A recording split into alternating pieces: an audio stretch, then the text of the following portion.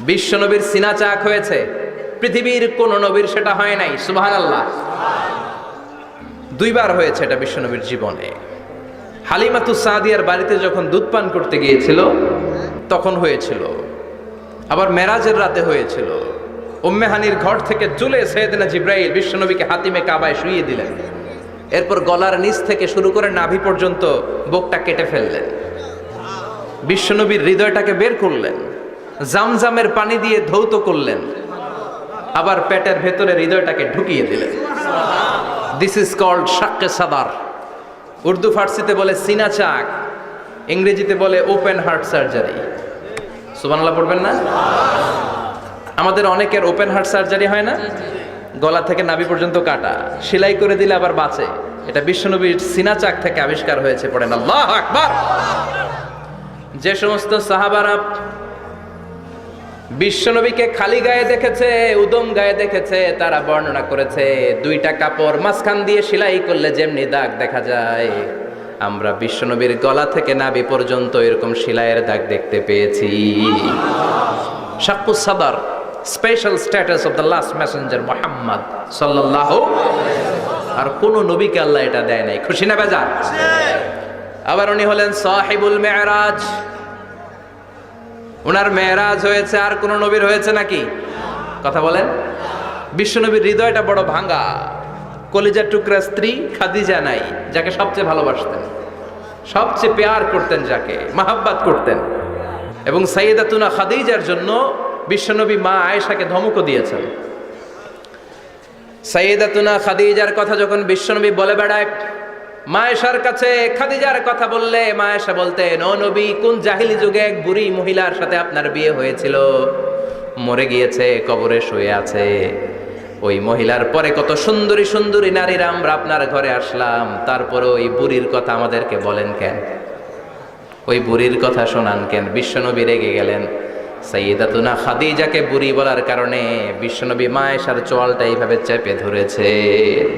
কোনোদিন স্ত্রীর গায়ে হাত তোলেননি, শুধু এই একবার খাদিজাকে বুড়ি বলার কারণে মা আয়েশার থুতনি চেপে ধরেছিলেন। আল্লাহু আকবার। আবার বিশ্বনবী বলতেন, রুজিকতু হুব্বাহা, খাদিজার ভালোবাসা আল্লাহ আমার হৃদয়ে ঢুকিয়ে দিয়েছে। আবার বিশ্বনবী দোয়া করলে বলতেন, ও আল্লাহ, ওই কিয়ামতের ময়দানে যেদিন বন্ধু বন্ধুরে চিনবে না, বাবা ছেলেরে চিনবে না, মা তার মেয়েরে চিনবে না, পীর সাহেব মুরিদরে চিনবে না, মুরিদ পীর সাহেবরে চিনবে না, ওই কঠিন দিনে যেন আমি আমার কলিজার টুকরা খাদিজারে ভুলে না যাই। ওই কঠিন দিনে আমি যেন আমার খাদিজারে চিনতে পারি। সুবহানাল্লাহ। তার মানে ভালোবাসা বেশি না কম? সাইয়েদাতুনা খাদিজা ইন্তেকাল করলেন। জাবালে হাজুনের পাশে ওনার কবর। যারা হজ উমরা করতে গিয়েছেন দেখেছেন না, মক্কা একটা কবর আছে, এটা মাকবারাতুল মা'লা। মা'লা, কিন্তু এটারে বাংলাদেশিরা বলে জান্নাতুল মুআল্লা। কি বলে? এটারে জান্নাতুল মুআল্লা বলবেন না, কারণ এই কবরস্থানে অনেক কাফির মুশরিকেরও কবর আছে, তো ওদের কবরস্থান কি জান্নাত হইতে পারে? না। এটাকে মাকবারা বলবেন। মাকবারা মা'লা বা মুআল্লা, আর মদিনায় হচ্ছে মাকবারাতুল বাকিয়া। মুআল্লা কবরস্থান মক্কায়, আর বাকি কবরস্থান মদিনায়। এর পাশে বিশাল এক পাহাড়, হেরেম শরীফ থেকে দেখা যায় জাবালে হাজুন, এর পাদদেশে বিশ্বনবী নিজ হাতে সাইয়েদাতুনা খাদিজাকে কবর দিয়েছেন। কবর দিয়ে সবাই চলে যায়, বিশ্বনবী যায় না। দাঁড়িয়ে দাঁড়িয়ে কাঁদতে লাগলেন। সাইয়েদনা আবু বকর বলে, নবী চলেন ঘরে ফিরে যাই। বিশ্বনবী বললেন, তুমি যাও, আমি যাব না। যেই মহিলাটাকে এইমাত্র কবর দিলাম সাধারণ মহিলা না, আমার বিপদের দিনের সঙ্গিনী খাদিজা। আজীবন আমাকে ছাতার মতো শেল্টার দিয়েছে, সমস্ত সম্পদ আমার পায়ের সামনে বিছিয়ে দিয়েছে রে আবু বকর। তোমার মনে চাই ঘরে ফিরে যাও, আমি দাঁড়িয়ে থাকবো। এখনই খাদিজার কবরের 3টা প্রশ্ন করা হবে। আমি খাদিজার পক্ষ থেকে 3টা প্রশ্নের জবাব দিয়ে তারপরে ঘরে ফিরে যাব রে আবু বকর। সাইয়েদনা জিবরাইল এসে বললেন, ইয়া রাসূলুল্লাহ, ইয়া হাবিবাল্লাহ, দাঁড়িয়ে থাকার দরকার নাই, আবু বকরের সাথে চলে যান। রব্বুল আলামিন বলেছেন, ওই কবরের 3টা প্রশ্নের জবাব দিতে যদি খাদিজার সমস্যা হয়, আরশের উপর থেকে 3টা কবরের প্রশ্নের জবাব আল্লাহ নিজেই দিয়ে দিবে। কি প্যার করতেন বিশ্বনবীকে। সাইয়েদাতুনা খাদিজা ইন্তেকাল করলেন। চাচা আবু তালেব ইন্তেকাল করলো, দাওয়াত দেওয়ার জন্য বিশ্বনবী ওই তায়েফের ময়দানে গেলেন। তায়েফের ছেলেরাও পাথর মেরে বিশ্বনবীর দেহটারে ঝাঁঝরা করে দিল। বলেন ঠিক কিনা? খেয়ে না খেয়ে দিন প্রচারের কাজে নিজেকে দিয়েছ বিলিয়ে, তায়েফের কাফিরেরা চিনল না সে আলো, দুষ্ট ছেলেদের পিছু দিল লেলিয়ে। পাথরের আঘাতে ক্ষত বিক্ষত হয়ে সারা শরীর থেকে রক্ত ঝরে। হে রাসূল তোমাকে ভুলি আমি কেমন করে, হে রাসূল তোমাকে ভুলি আমি কেমন করে। ঠিক কি না? খাদিজা নাই, আবু তালেব নাই, তায়েফে যে মার খেয়ে আসলেন, অন্তরটা একেবারে ভাঙা, আর মন বসে না, কিচ্ছু ভাল লাগে না। বিশ্বনবীর মনের ভেতরে হাহাকার। বিশ্বনবীর মনে হলো ডানে বায়ে দুনিয়ায় আমার মনে হয় কেউ নাই। বিশ্বনবী দুনিয়ায় বসে কষ্ট পায়, আরশের উপর থেকে এগুলো দেখে কে? আল্লাহ। আল্লাহ প্ল্যান করছেন কেমন করে আমার বন্ধুর মনটারে ভালো করা যায়। বিশ্বনবীকে স্পেশাল সারপ্রাইজ দেওয়ার জন্য আল্লাহ প্ল্যান করলেন। জিব্রাইল ডেকে বললেন, ও জিব্রাইল, আমার পেয়ারা নবীকে স্পেশাল সারপ্রাইজ দিব, কিন্তু এই সারপ্রাইজের গিফটটা তোমার হাত দিয়ে আমি দিতে চাই না, তুমি দিয়ে আসলে হবে না। আমার পেয়ারা নবীকে দুনিয়া থেকে টান দিয়ে আমার আরশের উপরে নিয়ে আসো। সাহিবুল মেরাজ, যেই নবীর মেরাজ হয়েছে আর কোন নবীর হয় নাই। এই মেরাজ করতে যে কত কাণ্ড, কত প্ল্যান প্রোগ্রাম আল্লাহর। টাইমের স্পিডকে আল্লাহ থামিয়ে দিলেন। মক্কা থেকে উঠিয়ে বিশ্বনবীকে এক মরুভূমিতে রাখা হলো রাতে। বললেন দোয়া করেন। দোয়া করে বিশ্বনবী বললেন, ভাই জিব্রাইল এটা কোন জায়গা, কোথায় দোয়া করব?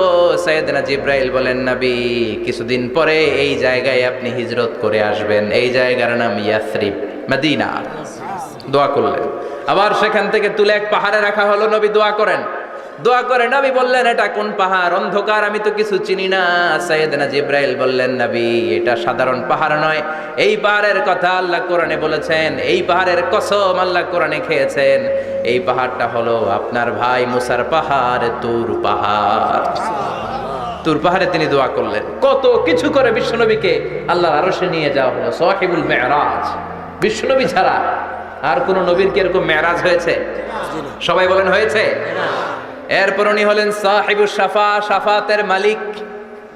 বিশ্বনবী ছাড়া কিয়ামতের ময়দানে কেউ আমাদের জন্য সুপারিশ করতে পারবে না। পাগল হয়ে যাব আমরা। সূর্যটা মাথার কাছে, ক্ষুধায় তৃষ্ণায় জিহ্বাটা কুকুরের মতো বের হয়ে ঝুলতে থাকবে। মাথার মগজগুলো গলে গলে নাকের ছিদ্র দিয়ে কানের ছিদ্র দিয়ে বেয়ে বেয়ে পড়তে থাকবে। বাবা ছেলের দেখলে দিবে দৌড়, বলবে চিনি না, ইয়া নাফসি আল্লাহ আমারে বাঁচাও। ঠিক কিনা? পীর সাহেব মুরিদ রে বলবে চিনি না, মুরিদ পীর সাহেব রে বলবে চিনি না, ভাই ভাই রে চিনবে না। সব নবী আর সব উম্মতের একটাই জিকির, ইয়া নাফসি ইয়া নাফসি। নবীও জিকির করে ইয়া নাফসি, উম্মতও জিকির করে। সবাই সাইয়েদনা আদম রে ধরবে, সাইয়েদনা আদম বলবে আমি পারবো না। নূহের কাছে যাও, সাইয়েদনা নূহ বলবে পারবো না। ইব্রাহিমের কাছে যাও, সাইয়েদনা ইব্রাহিম বলবে পারবো না। মুসা আলাইহিস সালামের কাছে যাও, মুসা আলাইহিস সালাম বলবেন পারবো না। ঈসা আলাইহিস সালামের কাছে যাও, সাইয়েদনা ঈসা আলাইহিস সালাম বলে এত জায়গায় ঘুরে লাভ নাই, জায়গা মতো যাও মিয়া, জায়গা মতো যাও। মাকামে মাহমুদে বিশ্বনবীকে সেজদায় পড়ে থাকতে দেখবা। ওই নবী ছাড়া আজকের এই ভয়ঙ্কর আমাদের সবার বিপদের দিন। এই বিপদের দিনে আল্লাহর সামনে দাঁড়িয়ে কথা বলার মতো সাহস আজকে কারো নাই। বিশ্বনবী কাঁদতে থাকবেন, সেজদায় পড়ে কাঁদবেন। সবার জিকির ইয়া নাফসি ইয়া নাফসি, বিশ্বনবীর জিকির ইয়া উম্মতি। কাঁদতে কাঁদতে নবী আমার বেহুশ। সবাই বিশ্বনবীর চারদিকে দাঁড়িয়ে থাকবে গোল হয়ে। আমার নবী মাকামে মাহমুদে সেজদায় পড়ে থাকবে। বিশ্বনবীর কান্না দেখে আল্লাহর সহ্য হবে না। আল্লাহ বলবে না নবী ইরফা রাসাক, মাথা উঠান, আর সইতে পারি না। সাল তোতা, এবার চান, কি লাগবে আপনার সব দেব। সুবহানাল্লাহ। ওয়াশফা তুশাফা, যার জন্য সুপারিশ করবেন তাকেই জান্নাত দিয়ে দেব। বিশ্বনবী বলেন লিকুল্লি নাবিয়িন দাওয়া মুস্তাজাবা। সব নবীর দুনিয়াতে একটা স্পেশাল দোয়া ছিল। এটাকে বলে দাওয়া মুস্তাজাবা। এই দোয়াটা করলেই কবুল করে নিয়েছে কে? আল্লাহ। সব নবীর ওই দোয়াটা দুনিয়াতেই করেছেন, শুধুমাত্র কেবলমাত্র বিশ্বনবী তার স্পেশাল দোয়াটা আজ পর্যন্ত এখন পর্যন্ত করে নাই। বিশ্বনবী বলেন, ওয়া ইন্নী আখতাবিউ দাওয়াতি শাফাআতান লি উম্মতি ইয়াউমাল কিয়ামাহ। আমি আমার দোয়াটা, আমি আমার স্পেশাল সাপ্লিকেশনটা কিয়ামতের দিন কঠিন মুসিবতের কালে তোমরা যখন বিপদে পড়ে যাবা, আমার স্পেশাল দোয়াটা ওই দিন করে আমি তোমাদের সুপারিশ করে জান্নাতে পাঠায়া দেব। সাহিবুশ শাফাআ। বিশ্বনবী ছাড়া কথা বলার মতো ক্ষমতা, স্পর্ধা, সাহস সেদিন কারো থাকবে না। চিৎকার করে বলেন ঠিক কিনা? আবার উনি সাহিবুল কাউসার, উনি কাউসারের মালিক। আল্লাহ ওনাকে কাউসার দিবেন। অন্য নবীদেরও দিছে না?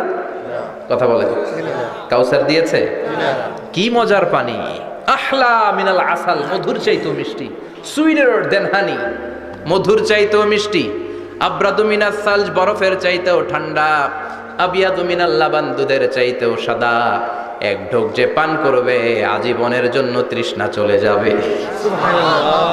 সাহিবুল কাউসার। তৃষ্ণার চোটে আমরা পাগল পারা হয়ে বিশ্বনবীর কাউসারের দরবারে যাব। বিশ্বনবী পেয়ালার মধ্যে করে করে আমাদেরকে কাউসার পিলাবেন। এই কাউসারের ক্ষমতাও রব্বুল আলামিন পৃথিবীর কোন নবীকে দেন নাই। সব নবীরাও বিশ্বনবীর কাছে চেয়েছে কাউসার সেদিন খাবে। সুবহানাল্লাহ পড়বেন না? সুবহানাল্লাহ। সাহিবুল কাউসার, সাহিবুল মিরাজ, সাহিবুশ শাফাআ, সাহিবুল মাকাম আল মাহমুদ। আজানের পরে দোয়াতে বলি না, আতি মুহাম্মাদিনিল ওয়াসিলাতা ওয়াল ফাদিলা ওয়া বাআসু মাকামান মাহমুদা। ও আল্লাহ, আমার নবীর আপনি মাকামে মাহমুদ দেন। মুফাসসিরিন ইকরাম, মুহাদ্দিসিন ইকরাম এই মাকামে মাহমুদ কি এটার ব্যাখ্যা করতে যে হয়রান হয়েছেন। কেউ বলেছেন কিয়ামতের ময়দানে বিশাল একটা সিংহাসন, কেউ বলেছে জান্নাতের মধ্যে একটা সিংহাসন, কেউ বলেছে না না, আমার আল্লাহর আরশের পাশে স্পেশাল একটা জায়গা আছে, ওই জায়গাটার নাম হলো মাকামে মাহমুদ। ওখানে বিশ্বনবী বসবেন। এই নবীর সাথে কারো স্ট্যাটাসের কোনো তুলনা চলে না। কথা বলতে হবে। এই নবীরে গালি দিলে কলিজে আগুন লাগে না? এই নবীর বিরুদ্ধে কথা বললে মুসলমান সইতে পারে?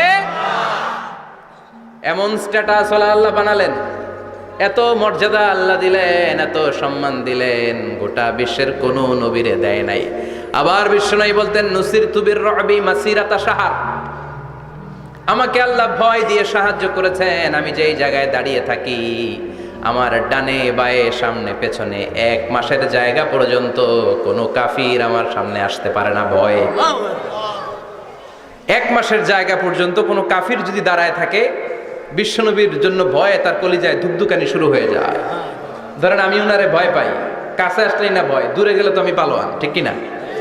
উনি আছে কোম্পানিগঞ্জ বাজারের ওইদিকে, আমি এদিকে, আমি পালোয়ান, স্বাস্থ্যের সমস্যা নাই, ঠিক কিনা? কারণ কাছে নাই। কিন্তু বিশ্বনবী এমন পাওয়ারফুল ছিলেন, কাছে আর দূরে কোনো কথা না, ডানে বায়ে সামনে পেছনে 1 মাসের দূরত্ব। এই লোকেশনের মধ্যে যদি কোনো কাফির মুশরিকের আন্ডা বাচ্চা থেকে থাকে, বিশ্বনবীর ব্যাপারে ভয় তাদের অন্তরের মধ্যে ঢুকিয়ে দেয় কে? এজন্য বিশ্বনবীর সাথে কারো মর্যাদার কোনো তুলনা চলে না। বিশ্বনবী আমাদের মডেল। আমাদের মডেল কে? কথা বলেন। এজন্য আসুন বিশ্বনবীর জীবনী থেকে কিছু মেসেজ আমরা নেই, কিছু শিক্ষা আমরা নেই, যাতে করে জীবনটাকে এনলাইটেন করা যায়, আলোকিত করা যায়। আমরা এই মাহফিলগুলোতে এসেছি আলোকিত হতে, নাকি? আলোকিত মানুষ হয়ে ফিরে যাব। এসে কিছু স্লোগান দিব, হুজুরের চেহারা দেখবো, হুজুরের সাথে মুসাফা করার জন্য, নো নো ওয়ে। এগুলোর জন্য মাহফিল নয়। Consider this program as a class, as a seminar. স্পিকাররা আসবে, কোরআন সুন্নাহর আলোকে কথা বলবে, এগুলো আমরা শুনবো, নোট ডাউন করব, মানার চেষ্টা করব, ঠিক কিনা? মানতে রাজি আছেন তো? সবাই রাজি? সবাই? আল্লাহ তুমি কবুল কর, আমিন। আজকে বিশ্বনবীর জীবনী থেকে 3টা কথা শুনবো। এই 3টা কথা শুনে মানার চেষ্টা করব, তারপরে আমরা একসাথে বিদায় নিব। পড়েন ইনশাআল্লাহ। ইনশাআল্লাহ। প্রথমে জানবো আমার নবী দেখতে কেমন ছিলেন। জানতে মনে চায় না? চাঁদের চেয়ে সুন্দর ছিলেন, ঠিক কিনা?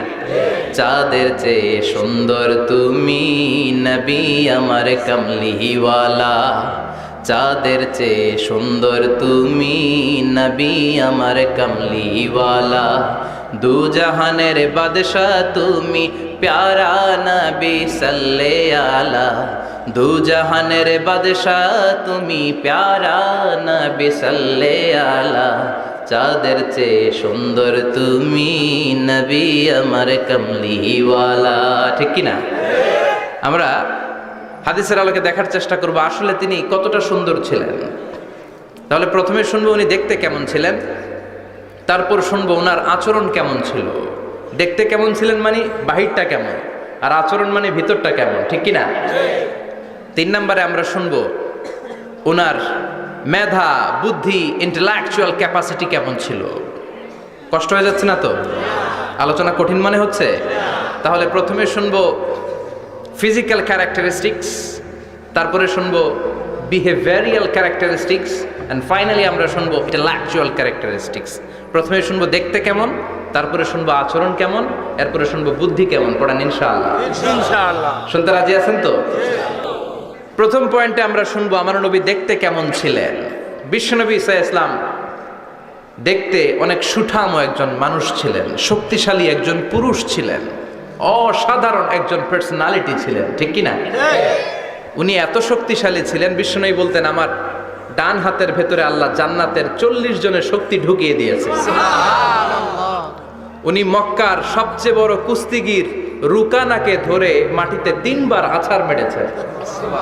শক্তি বেশি না কম? সুবহানাল্লাহ পড়বেন না? বিশ্বনবীর এই বুকটা ছিল উঁচু, পেটটা ছিল চাপা, 6 প্যাক। কয় প্যাক? আপনাকে কয় প্যাক? আমার কয় প্যাক? আহা, বিশ্বনবীর 6 প্যাক। তবে শেষকালে একটু গায়ে গোশত বেড়ে গিয়েছিল, কিন্তু ইয়াং অবস্থায় 6 প্যাক। এই 6 প্যাক ছিলেন। কি ছিলেন? 6 প্যাক বুঝেন তো? এখানে 6টা প্যাক থাকে, মুরব্বীরা কয় না বুঝি না।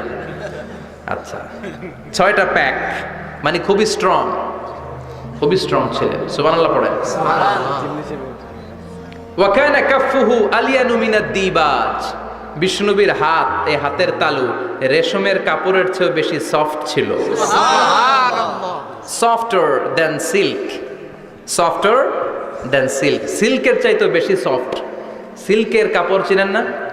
জর্জেটের কাপড় ধরতে কোমল লাগে, মোলায়েম লাগে। বিশ্বনবীর হাতের তালু এর চাইতে মোলায়েম। এই জন্য এই মোলায়েম হাত যদি কেউ মুসাফা করার সুযোগ পাইতো, কেউ আর হাত ছাড়তে চাইতো না। আর বিশ্বনবীর অভ্যাস ছিলেন, বিশ্বনবী কারোর সাথে মুসাফা করলে, যার সাথে মুসাফা করেছেন উনি হাত টেনে না নিলে বিশ্বনবী ওনার হাত টেনে নিতেন না। আল্লাহু আকবার পড়বেন না? কি অসাধারণ ব্যক্তিত্ব ছিল। হাতের তালু ছিল সফটার দেন সিল্ক। ওয়া কানা রাবাআতাম মিনাল কওম লাইসা বিত-তাবিল ওয়ালা বিল কাসীর। বিশ্বনবী দেখতে একজন মাঝারি গড়নের লোক ছিলেন, খুব লম্বাও না, খুব খাটোও না। খুব বেশি লম্বাদেরকে ভালো লাগে? কথা বলে তাকাইতে গেলে টুপি পরে যাওয়ার সম্ভাবনা আছে। খুব খাটো যারা, এদেরকেও কিন্তু দেখতে অতটা ভালো লাগে না। বিশ্বনবী ছিলেন ব্যালেন্সড, মাঝারি ধরনের। লাইসা বিত-তাবিল ওয়ালা বিল কাসীর। কিভাবে আল্লাহ চুজ করেছেন ওনার প্যারা হাবিবকে, পড়েন সুবহানাল্লাহ। সুবহানাল্লাহ। ওয়া কানা আযহারাল লাউন। ফর্সা রঙের মানুষ ছিলেন, ব্রাইট কালার। কি কালার? Bright colour. সিভি যারা লিখেন কারিকুলাম ভিটা, ওইখানে স্কিন কালার লিখতে হয়। আপনি কি ফর্সা না কালো? কালো হলে ব্ল্যাক কালার, ফর্সা হলে ব্রাইট কালার। বিশ্বনবী ছিল ব্রাইট কালার, ফর্সা রঙের মানুষ। কতটা সুন্দর ছিলেন! অনেকে বলে সাইয়েদানা ইউসুফ আলাইহিস সালাম বেশি সুন্দর। না না, বিশ্বনবী সাইয়েদানা ইউসুফ আলাইহিস সালামের চেয়ে অনেক গুণ বেশি সুন্দর ছিলেন। বিশ্বনবী বলতেন আনা মালিহুন ওয়া আখি ইউসুফু সাবিহুন। আমি বিশ্বনবী মালিহ। আলেম যারা আছেন উত্তর দেন আরবিতে। মিলহুন মানে কি? লবণ। তার মানে মালিহ মানে লাবণ্যময়। বিশ্বনবী লাবণ্যময় সুন্দর ছিলেন, আর ইউসুফ আলাইহিস সালাম সাদা সুন্দর ছিলেন। এদিকে লাবণ্যময়, এদিকে সাদা, কোনটা ভালো লাগবে? কথা কন। তার মানে বিশ্বনবীর গায়ের স্কিন ছিল ব্রাইট কালার, ফর্সা রঙের মানুষ ছিলেন, মাঝারি সাইজের মানুষ ছিলেন, 6 প্যাকের মানুষ ছিলেন। ওয়া কুবিদা ওয়া লাইসা ফি রাসিহি ওয়া লিহইয়াতিহি 20 শা'রা বাইদা। ইন্তেকালের আগে দাড়ি আর চুল মিলে 20টা দাড়ি চুলের বেশি পাকে নাই। সুবহানাল্লাহ পড়বেন না? দাড়ি আর চুল মিলে মোট পাকছিল কয়টা? অনেকে বলে হুজুর স্বপ্নের ব্যাখ্যা দেন, কি স্বপ্ন দেখেছেন? তিনি বললেন আমি স্বপ্নে দেখেছি একজন লোক আল্লাহ রাসূলের কবর থেকে উঠে এসেছে। তাই নাকি? উনি জানতে চাচ্ছে যে এটা আল্লাহ রাসূল কি। আমি বললাম চেহারা কেমন দেখেছেন? বলে হুজুর আমি দেখলাম ধবধবে সাদা দাড়ি, ধবধবে সাদা চুল। তার মানে উনি কি আল্লাহ রাসূলকে দেখেছে? না, আল্লাহ রাসূলের ধবধবে সাদা চুল ছিল না, ধবধবে সাদা দাড়ি ছিল না। ইন্তেকালের আগে দাড়ি আর চুল মিলে পাকছিল কয়টা? কোম্পানিগঞ্জের ভাইয়েরা মনে থাকবে? দাড়ি আর চুল মিলে পেকেছিল কয়টা? কেমন করে পাকবে? উনি তো জাইতুনের তেল মালিশ করতেন। সুবহানাল্লাহ। এজন্য আল্লাহ কসম করে বললেন ওয়াত-তিনি ওয়াজ-জাইতুনি ওয়া তুরি সিনিন ওয়া হাদাল বালাদিল আমিন। তিন ফলের কসম, জাইতুনের কসম। এই তিন জাইতুন যারা খাবে তাদের দাড়ি চুল সহজে পাকবে না। জাইতুন চিনেন? Olive oil. জলপাই আছে না, আরব দেশের জলপাইকে বলে জাইতুন। তামবুতু বিদ্দিহিনি ওয়া সিবগিল লিল আকিলিন। এটার অনেক কাজ। এটা খাওয়া যায়, মালিশ করা যায়, আবার এই জাইতুনের ডাল ভেঙে মেসওয়াকও করা যায়। বলেন ঠিক কিনা? বিশ্বনবী বলতেন নি'মা সিওয়াকিয়া জাইতুন। জাইতুনের ডালের মেসওয়াক কতই না চমৎকার মেসওয়াক। ফাইন্নাহা সিওয়াকি ওয়া সিওয়াকুল আম্বিয়া মিন ক্বাবলি। কেননা জাইতুনের ডাল আমার মেসওয়াক, আর আমার আগে যত নবী দুনিয়া এসেছে সব নবীরা জাইতুনের ডাল দিয়ে মেসওয়াক করেছে। সুবহানাল্লাহ। এই জাইতুনের তেল আপনারা বাজারে পাবেন। অলিভ অয়েল বলে জিজ্ঞেস করলেই দিয়ে দিবে। কি অয়েল? Olive oil. এটা দাড়িতে মাখলে দাড়ি পাকে না, দেরিতে পাকে। চামড়ায় লাগালে ম্যাসেজ করলে চামড়ার ভাঁজগুলো পড়বে না, আপনার স্কিন সুন্দর থাকবে। বিশ্বনবী এটা মাখতেন। এজন্য দাড়ি আর চুল তেমন একটা পাকে নাই। আওয়াজ করে পড়তে হবে আল্লাহু আকবার। আল্লাহু আকবার। তুলুশ শা'r ইলা শাহমাতাইল উযুন। এবার শুনি বিশ্বনবীর চুল কেমন ছিল। বিশ্বনবীর চুল মাঝে মাঝে এই কানের লতি বরাবর আসতো। ইলা শাহমাতাইল উযুন মানে বড় চুল রাখতেন। হেয়ার কাটটা ছিল লং হেয়ার কাট। মাঝে মাঝে কানের লতির মাঝামাঝি, আর কখনো কখনো কাঁধ বরাবর। ইলাল মানকিবাইন, তিন সিস্টেমে রাখতেন। কানের মাঝ, কানের লতি, কাঁধ বরাবর। ইয়াংরা মহা খুশি যে বড় চুল রাখার দলিল পাইছে। সুন্নতের নিয়ত রাখতে হবে, একটা ভদ্র কাটিং হইতে হবে। আর ইউনিভার্সিটি আর স্কুলের স্টুডেন্ট হলে ইউনিভার্সিটির ড্রেস কোড, হেয়ার কাট মেনে চলতে হবে। ঠিক কি না? আর সুন্নাতের নিয়তে যদি রাখতে চাও একটা ভদ্রতা থাকতে হবে, একটা সৌন্দর্য থাকতে হবে। ইদানিং অনেক ছেলেরা খুব অদ্ভুত কাটিং দেয়। এই হেয়ার কাটগুলো নিষিদ্ধ। একটা হেয়ার কাট আছে কাজাহ, নাহা রাসূলুল্লাহি আনিল কাজাহ। বিশ্বনবী কাজাহ কাটিং দিতে নিষেধ করেছেন। কাজাহ মানে চুলের কিছু অংশ ট্রিম করে চামড়ার সাথে লাগানো, কিছু অংশ বড় বড়, এরকম আছে না নাই? এটারে আমি বলি ঘোড়া কাটিং। কি কাটিং? ঘোড়া কাটিং। ঘোড়ার মাথায় এরকম লম্বা চুল আছে না নাই? কেউ যদি এখানে থেকে থাকো মাইন্ড করো না, নেক্সটে আর এই হেয়ার কাট নিবা না। ঠিক কি না? রাজি আছি তো? আমার যুবকরা পছন্দ করে বেশি, আমিও পছন্দ করি ওদেরকে খুব বেশি। ওরা আমার কথা বুঝে বেশি, আমিও ওদের হৃদয়ের কথা বুঝি বেশি। এজন্য এগুলো ভালোবেসে বলি। যদি কেউ নিয়ে থাকো এই নিষিদ্ধ হেয়ার কাট, সামনে আর নিবা না। ইনশাআল্লাহ পড়ো। ইনশাআল্লাহ। আর জোরে ইনশাআল্লাহ। ইনশাআল্লাহ। ওয়া কানা ইউফাররিকু বাইনা শা'রি।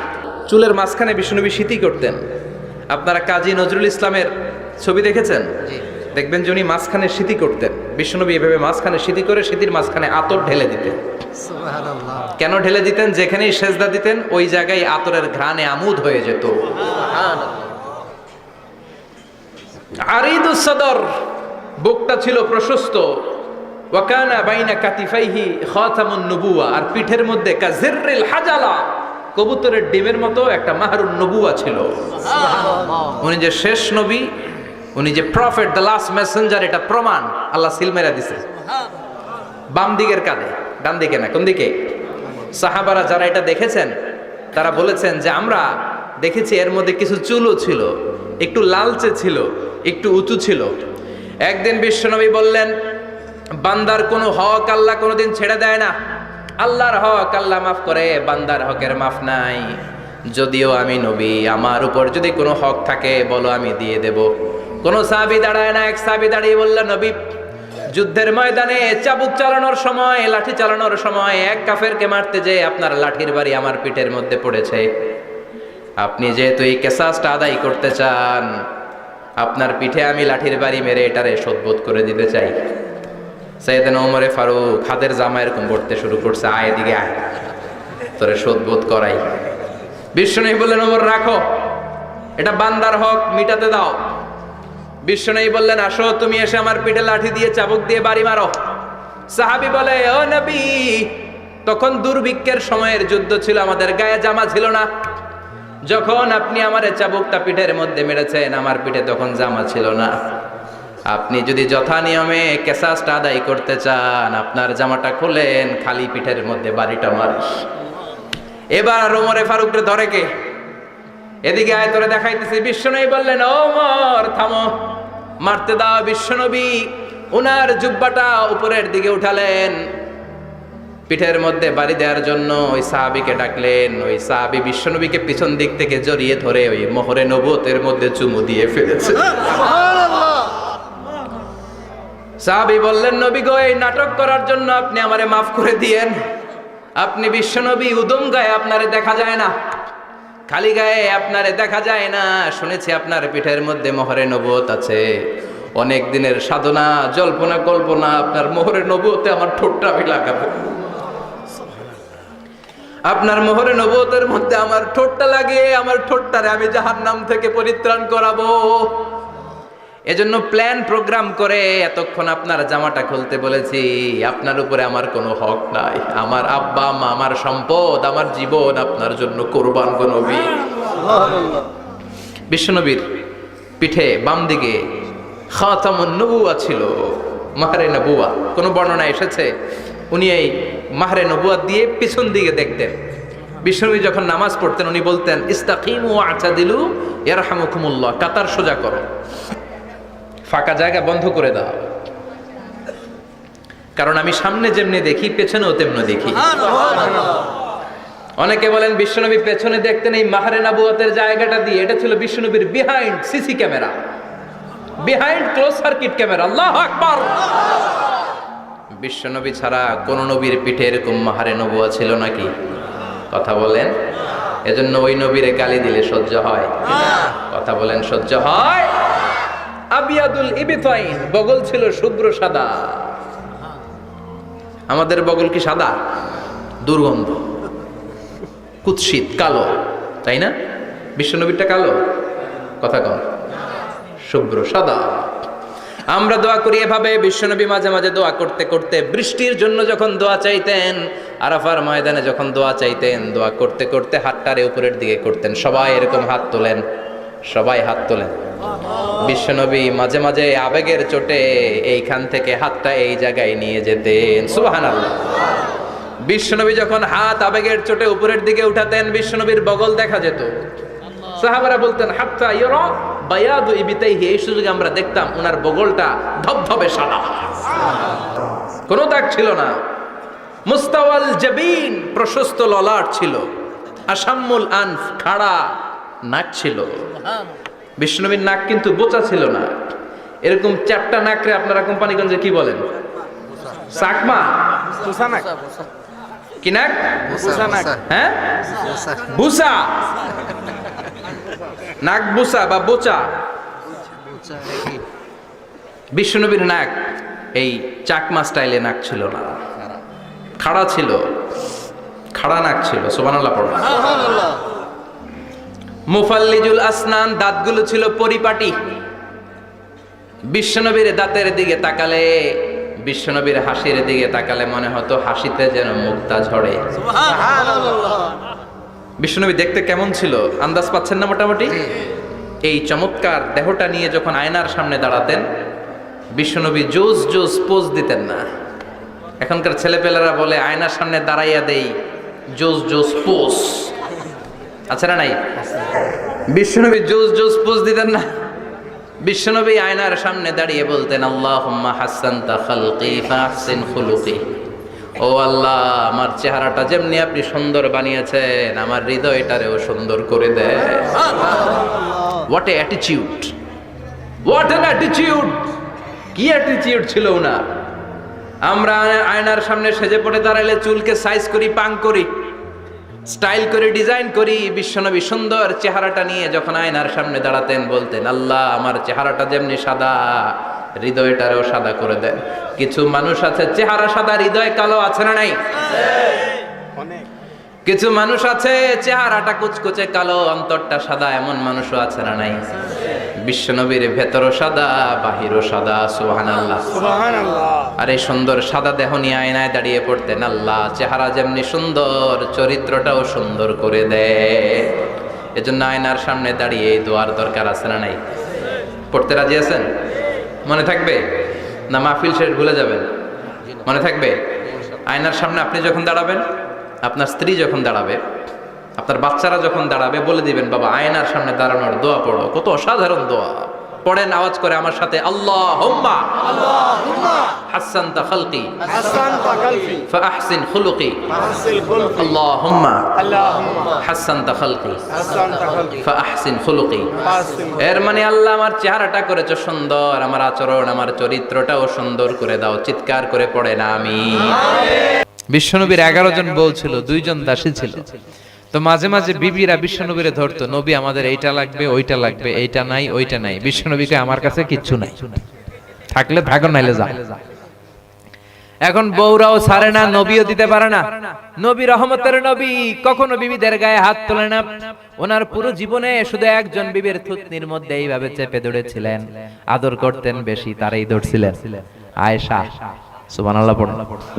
এইভাবে শুধু এতটুকু পুরো জীবন। কারণ কারণ বিশ্বনবী আয়েশার সামনে খাদিজা রাদিয়াল্লাহু তাআলা আনহার প্রশংসা করতেন। উনি অনেক আগে মারা গিয়েছেন। তো মা আয়েশা বলে, কোন জামানায় কোন বুড়ি মরছে, ওই বুড়ির নিয়ে এত কথা, আমগরে ভাল লাগে না? কি চোখে লাগে না আমগরে? বিশ্বনবী বললেন, আয়েশা কি বললা? সাবধান, কোনদিন খাদিজার ব্যাপারে এই কথা বলো না। কারণ একটা মহিলাকে আল্লাহ আরশের উপর থেকে সালাম দিয়েছে, ওইটা আমার খাদিজা। সহিহ মুসলিমের বর্ণনা, বিশ্বনবী বলতেন, রুজিকতু হুব্বাহা, খাদিজার ভালোবাসা আমার অন্তরে ঢুকায়া দিয়েছে কে? বিশ্বনবী দোয়া করতেন, আল্লাহ কিয়ামতের দিন, যেদিন পীর সাহেব মুরিদরে চিনবে না, মুরিদ পীর সাহেবরে চিনবে না, ইমাম মুসল্লিরে চিনবে না, মুসল্লি ইমামরে চিনবে না, বাবা ছেলেরে চিনবে না, ছেলে বাবারে চিনবে না, কেউ কাউরে চিনবে না, ওই কঠিন দিনে যেন আমি আমার খাদিজারে ভুলে না যাই। ও আয়েশা, তোমরা তো সুখের দিনের সঙ্গী, খাদিজা আমার বিপদের দিনের সঙ্গী। বিশ্বনবী 3টি বছর শিয়াবে আবি তালেবে জেল খেটেছেন, সাথে জেল খেটেছে বিশ্বনবীর স্ত্রী খাদিজা।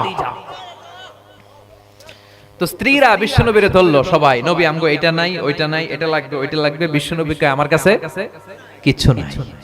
তো নবীও দিতে পারে না, স্ত্রীরাও ছাড়ে না।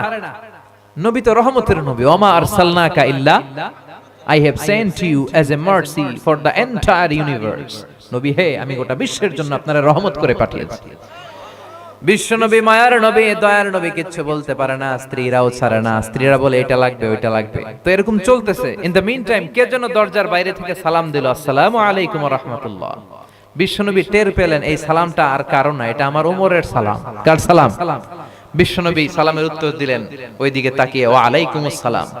সালামের উত্তর দিয়ে স্ত্রীদের দিকে আবার যখন তাকায় দেখলেন যে একটা স্ত্রীও সামনে নাই।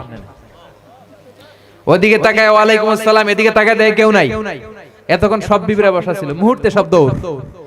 তার মানে ওমরে ফারুকের পার্সোনালিটি, ব্যক্তিত্ব এমন ছিল, মুনাফিকেরা ভয় পেত, শয়তান ভয় পেত, এবং বিশ্বনবীর স্ত্রীরা ওনারা দেখলে ভয় পেত। চিল্লায় পড়েন আল্লাহু আকবার।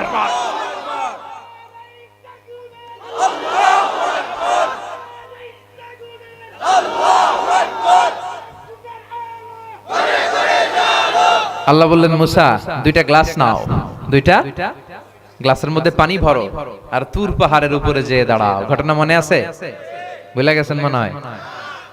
মুসা আলাইহিস সালাম বললেন, ইয়া রাব আয়াগলিমুকান নাওমু, আপনার ঘুমে ধরে কিনা বলেন। আল্লাহ বললেন, গ্লাস নাও, পানি নিয়ে। সাইয়েদনা মুসা আলাইহিস সালাম নিলেন। আল্লাহ বললেন, মুসা পানি নিয়ে দাঁড়িয়ে থাকো। আর ঘুম রে, আল্লাহ বললেন, ও ঘুম, তুই মুসারে ধর। মুসারে ধর। ঘুম যে মুসা আলাইহিস সালামকে ধরছে, আর মুসা আলাইহিস সালাম তো পড়ে যায়, আর দাঁড়াইতে পারে না, এরকম ঘুরতেছে ঘুমে। হঠাৎ করে হাতের গ্লাস দুইটা পড়ে যায়, ঘুমে মুসা আলাইহিস সালাম কাত হয়ে পড়ে যায়, গ্লাস দুইটা ভেঙে খান খান। আল্লাহ ডেকে বলে, মুসা বেশি কিছু হেফাজতের দায়িত্ব দেয় নাই, শুধু দুইটা গ্লাস, ঘুমের কারণে গ্লাস দুইটারে তুমি বাঁচাতে পারো নাই, ভেঙে খান খান। আমি আল্লাহ যদি 1 সেকেন্ডের জন্য ঘুমিয়ে যেতাম রে মুসা, গোটা বিশ্বটা গ্লাসের মতো ভেঙে টুকরা টুকরা হয়ে যেত। লা তাখুযুহু সিনাতু ওয়ালা নাওম, never sleep or slumber overtakes him. ঘুম তো আল্লাহরে ধরেই না, ঘুমের আগে যে জিমানি আসে ওইটাও ধরে না। মুসা আলাইহিস সালাম এরকম প্রায় আল্লাহরে অদ্ভুত অদ্ভুত প্রশ্ন করতেন।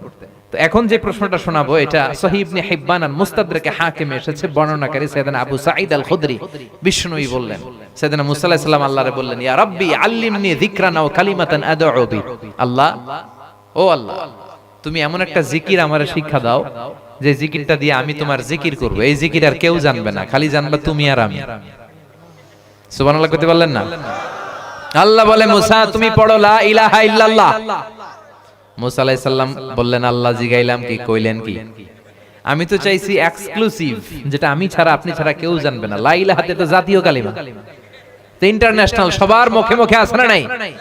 এমন কি অনেক হিন্দু ভাইরাও মুখস্থ পারে, চিল্লায় বলেন ঠিক কিনা? আল্লাহ বললেন, মুসা এর চেয়ে দামি কালিমা কোত্থেকে দিব? লা ইলাহার চেয়ে দামি কালিমা হতে পারে না রে মুসা। লাউ তাদউ লা ইলাহা ইল্লাল্লাহ ফি কাফা, ও মুসা লা ইলাহাকে যদি এক পাল্লায় রাখো, ওয়াসসাবউস সামাওয়াতি ওয়াল আরদিন, 7 আকাশ 7 জমিন যদি আরেক পাল্লায় রাখো রে মুসা, লা রাজাহাত কাফাতু লা ইলাহা ইল্লাল্লাহ, 7 আকাশ 7 জমিন এক পাল্লায়, লা ইলাহা ইল্লাল্লাহ আরেক পাল্লায়, ওজন দিলে দেখা যাবে মুহূর্তের মধ্যে লা ইলাহার পাল্লাটা ভারী হয়ে গেছে। কত দামি জিকির! ওই দামি জিকির দিয়ে আমরা এখন ভিক্ষা করি। একটা টাকা দিয়া যান আমি গরিব ইনসান, আখিরাতে সওয়াব পাইবেন পাহাড় সমান, করে না? আর লা ইলাহার জিকির আছে না নাই? এটা যে একটা বিপ্লবী বাণী, এটা ভুললেই গেছি আমরা। লা ইলাহা যারা মেনে নিয়েছে তারা আল্লাহ ছাড়া পৃথিবীর কারোর সামনে মাথা নত করে না। যারা লা ইলাহার পক্ষে তারা ন্যায় আর সত্যের পক্ষে। লা ইলাহাকে যারা মেনেছে তাদেরকে কেউ কোনোদিন দমাতে পারে। আপনারা তাফসীর ফি জিলালিল কোরআনের রচয়িতা সাইয়্যিদ কুতুব শাহীদের নাম শুনছেন? উনি তাফসীর ফি জিলালিল কোরআন লিখে গোটা বিশ্বে বিখ্যাত হয়েছেন। যখনই এটা লিখলেন, পুরো মিশরের মধ্যে, উনি মিশরের মুফাসসির, মিশরে আন্দোলন শুরু হলো, কারণ এই তাফসীরে উনি ধরে ধরে খুঁটে খুঁটে সমাজের কোন কোন জায়গায় সমস্যা সব তার তাফসীরে তুলে ধরেছেন। পুরো মিশরের মধ্যে গণ আন্দোলন তৈরি হলো। ইনিল হুকমু ইল্লা লিল্লাহ, সৃষ্টি যার, আইন চলবে আল্লাহর আইন ছাড়া কোনো আইন আমরা মানি না। মিশরের তাগড়া তাগড়া যুবকগুলো ঘর ছেড়ে দিয়ে রাস্তায় নেমে এলো। সবার মুখে এক স্লোগান, আল্লাহর আইন ছাড়া কোনো আইন মিশরের জমিনে চলবে। এমন স্লোগান, এমন বিক্ষোভ। প্রেসিডেন্ট ছিলেন জামাল আব্দুল নাসের, উপায় অন্তর না পেয়ে কয় তাড়াতাড়ি এই মুফাসসিরকে গ্রেফতার কর। যুগে যুগে যারা ইসলামের পক্ষে তাদের জন্য গ্রেফতার আছে না নাই? বিশ্বনবী 3 বছর শিয়াবে আবি তালেবে জেল কেটেছেন। ইসলামের কথা এত সহজ না মিয়া। এটা কুসুমাস্তীর্ণ নয়, এই রাস্তাটা কণ্টকাকীর্ণ। আপনারে ফুল বিছায় রাখবে না, কাটা বিছায় রাখবে। আপনার পেছনে কথা বলবে, আপনারে উল্টাপাল্টা গালি দিবে। বিশ্বনবীরে বলা হয়েছে তুমি জাদুকর, বলা হয়েছে তুমি কবি, বলা হয়েছে তুমি পাগল, বলা হয়েছে তুমি গণক। এখনো বলা হয়, খালি শব্দ চেঞ্জ হয়েছে। এখন ডাকে কাঠমোল্লা, এখন ডাকে মৌলবী, এখন ডাকে রাজাকার, এখন ডাকে যুদ্ধাপরাধী।